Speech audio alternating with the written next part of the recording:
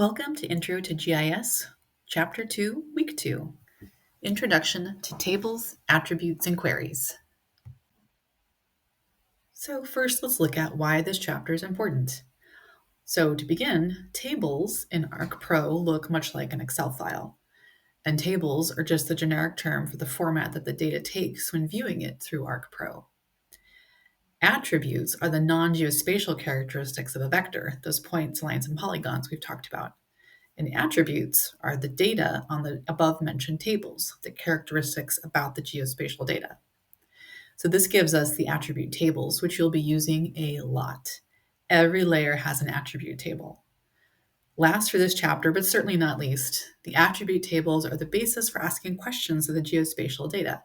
Hence, they are called queries.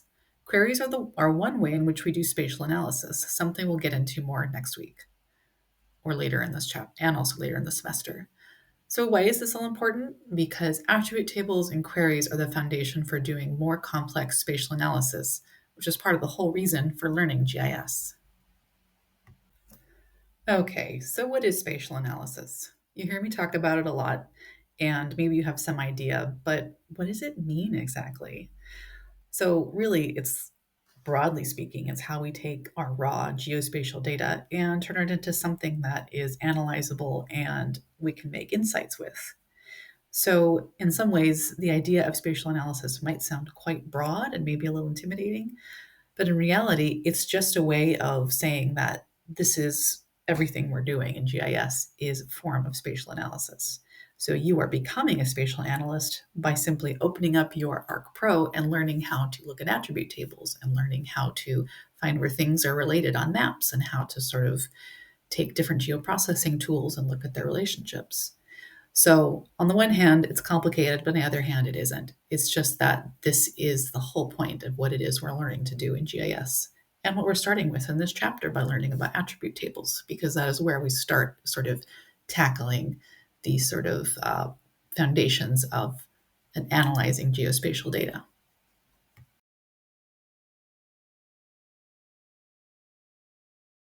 So the first basic thing we get into in this chapter is, or that I want to review with you, is just accessing the attribute table. As I said, it's an important thing that you'll be doing all the time, and you can do it two ways. You can do it via the right click, and I show a little screenshot here of what that menu looks like when you do the right click, or you can access it through the toolbars and tabs at the top, so you can sort of see the way down to where you find the attribute table tab highlighted in blue. I'm a student of the right click. I just right click everything, so that to me makes more sense. But the toolbar thing is what is kind of the new part of Pro, and it just opens up a different way of thinking about and approaching how you do your GIS stuff.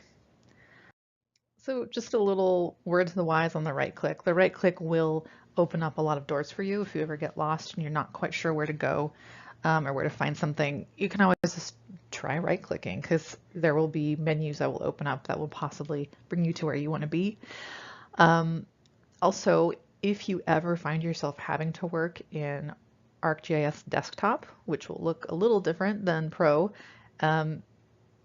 the right click is going to save you a lot there as well. It actually is more fundamental there, because that is in many cases the only way you access a lot of the functionality. So just know the right click is your friend and will answer and or clarify a lot of questions for you when you're trying to do something. So here I have a little illustration, this is in the book as well, on data types. Read this over, think about it a little bit. It can be a little kind of confusing and at first when you're working with these different kinds of data, nominal, ordinal, interval, and ratio. But the reason why it's good to know, or just to know it exists at this point, is because all the data that goes into our attribute tables is of one of these kinds. And depending on the kind of data it is, there are certain things you can and cannot do with it. So nominal data is just data that is not, that tells you something, but it's not a number that you can actually calculate. Whereas on the other end of the spectrum, ratio data are numbers that have absolute zero and you can run lots of statistical analysis on it. So in the middle are ordinal and interval data, and where order is important and ordinal, but there's not a known quantity between the orders, and interval data, where there is a scale and exact difference between the values. Interval data is also easily able to be easily analyzed, but ratio data is the best. So just be aware that that exists, and as we go through more analysis in GIS, we'll be paying more attention to this kind of data.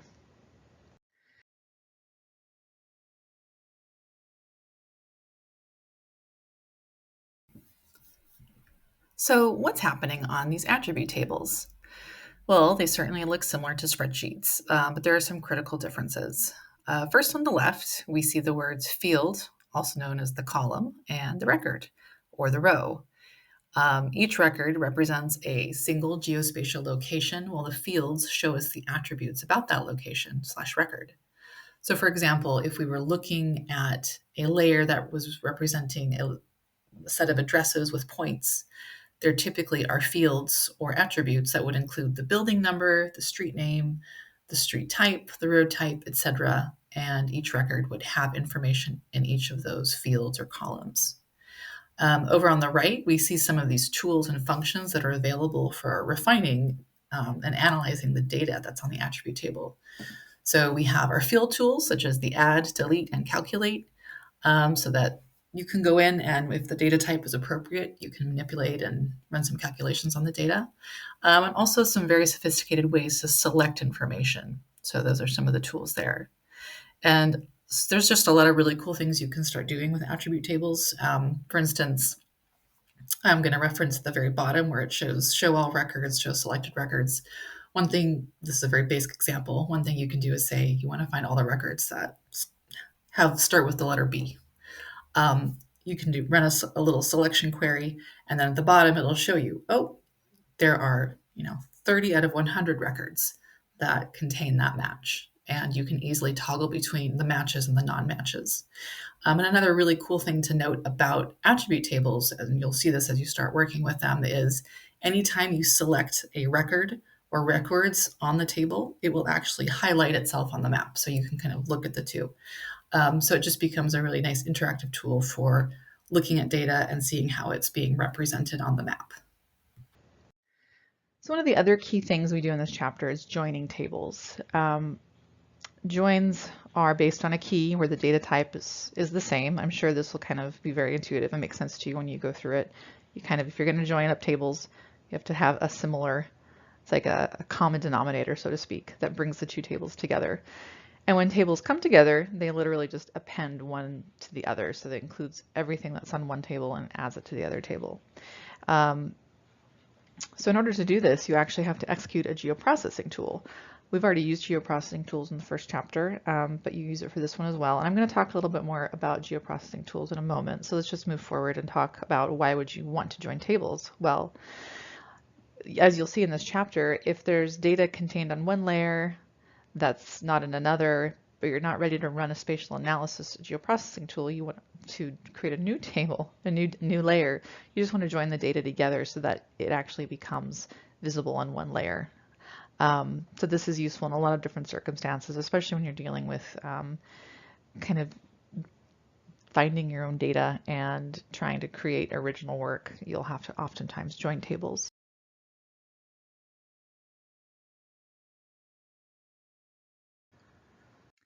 So now we're looking at performing queries. These are kind of fun. They're kind of like logic questions in some ways. And in this case, we're starting by select by attributes. There are many other ways to do queries, but we're starting off with the basics, of course. And it is a form of geoprocessing. It's useful when you have attribute tables that contain a lot of descriptive or nominal data, or any kind of data about a point, line, or polygon, i.e. a location, and to want to explore and compare the information. Queries are based on something called SQL, or structured query language, which is very common for analyzing many kinds of databases out there. And there's a good description of it on page 48. And in this exercise, you're creating a selection based on attributes, as in the information in the attribute table, which contrasts with selection based on location, which we'll cover in a later chapter. But it's worth noting that there are other ways to perform queries.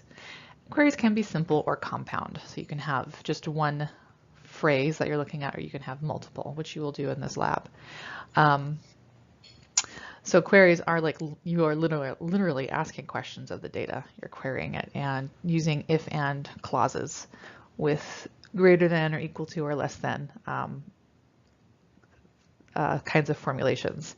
And just to note that when you're opening this geoprocessing tool where you select layers by attribute, it's pulling all of the information from the attribute table that you ask it to. So you can see here in this, you're asking it to pull that information from the Census Counties, Ohio attribute table, which is when you move over to the next screen where you input what actually you want it to look at, it's pulling all the information from those fields. Okay, so what happens when you do this geoprocessing of querying data? Oftentimes, it results in the creation of a brand new layer that has the information that you wanted to pull out of the layer and puts it on a new one. This is the fun part. This is where you actually start to kind of customize and become the analyst, because you get to see exactly the results of the question you asked of the data. And these layers they get automatically put onto your table of contents. Sometimes you can get rid of your old layers if it produces a result that you want. Other times you want to create multiple versions of a geoprocessing tool or a query and create multiple layers that you can compare. There's a lot of stuff you can do with it, but this is where it starts to get fun and where you can start to compare different results.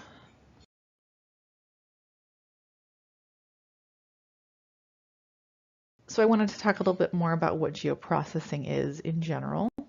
You see it up here, this geoprocessing tool, and the tool in this case is the add join. And when you do the lab, you'll do this and it'll make a little more sense. But I wanted to just speak briefly about what geoprocessing is in general. I felt it necessary to do this because when I started officially studying GIS, I was a little, not so much confused by what geoprocessing is, but I felt like I couldn't quite pin down why it was important or what was going on with it, or when was I doing it, when was I not? Well, geoprocessing is really just this generic idea of how the analysis works or how the analysis happens. So if we look at one definition here from Shalito, it says the process of taking an action on a data set that results in a new data set being created. And my kind of shorthand for it, my definition is any tool or tools used to analyze the data contained within one or more layers that results in the creation of a new layer. So again, I'm just going to read this because I wrote this out and I think it makes sense, I hope. Geoprocessing, shortened to GP, is a very generic term for essentially everything we ask the software to analyze. You know you are doing geoprocessing when you open the tools and use one, but really everything we ask the computer or the software to do and to change on our map, even if it isn't through a tool, is still geoprocessing. I bring this up because, again, when I was learning GIS, I felt the term was somehow something more specific than it is. In essence, it is the how behind the spatial analysis we are conducting. So spatial analysis involves using us as analysts to ask questions of geospatial data. The geoprocessing is how those questions are answered. So it happens in a variety of ways. It primarily uses tools. We'll use those a lot, but again, just think of it as it's the how behind analysis.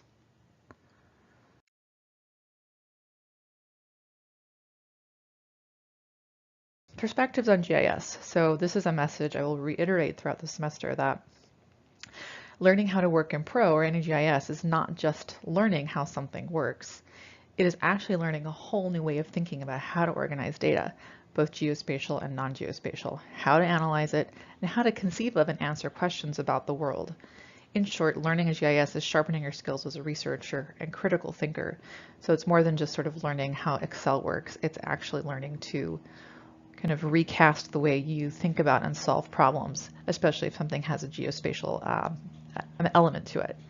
So as in keeping that in mind, you really have to be patient with yourself. Remember that you are learning what works for you. Pro is a slightly more complicated on one hand, but not complicated on the other approach to doing GIS. And there are many ways to figure something out and how to do things. You have to just sort of go with the flow, learn what's being taught in the textbook, but figure out what works for you, because ultimately you're the one who has to, you're the analyst, right? You're the one who has to sort of figure out how the best way to solve the problem occurs to you and your personal sort of way you conceive of things.